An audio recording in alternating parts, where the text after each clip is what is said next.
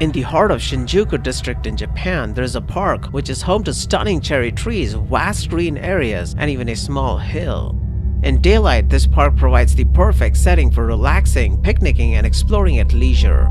However, in the nighttime, there have been many reports of unsettling cries of people being heard around in the area.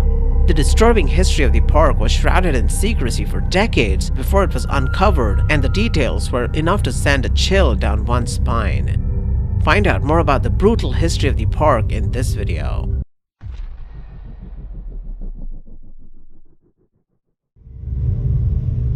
The Toyama Park's haunting history starts in the Second World War when it housed a number of medical facilities. While the facilities were used for treating injured soldiers, one of the installations was used by the infamous Unit 731 of the Imperial Army.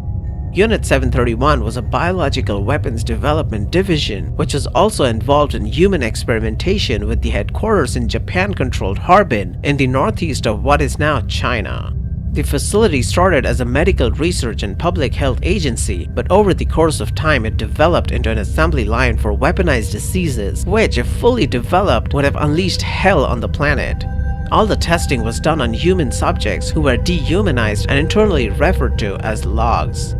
Some of the long and gory list of experiments included inducing deliberate frostbites on subjects, mutilation of body parts while the subjects were alive and conscious, and using bayonets, flamethrowers, nerve gas, and blister agents on the captives. Some of the subjects were also deliberately exposed to various types of fatal diseases and denied treatment so that it was possible to get first-hand reports of the effects on their bodies. The majority of victims were Chinese, but there were also Korean, Russian, Mongolian, and European captives in the facility. None of the captives held within Unit 731 survived. Not a single person. The bodies were later transported to the Tokyo site to be analyzed. Once they had been analyzed, many bodies of the prisoners were dumped in mass graves, one of which was where the park now sits. For years, most of those involved in the crimes or those who witnessed them were tight-lipped. But in 2006, a nurse by the name of Toyo Ishii came forward to shed some light on Unit 731's history. She assisted in the burial of victims while working as a nurse in the area. After the reveal, the authorities dug up the area to find hundreds of bones, and even to this day, fragments of bones keep popping up in places. Throughout the years, locals and visitors have reported a number of eerie experiences, including hearing a disembodied male voice sobbing from atop the park's small hill and screams and cries in the entire area.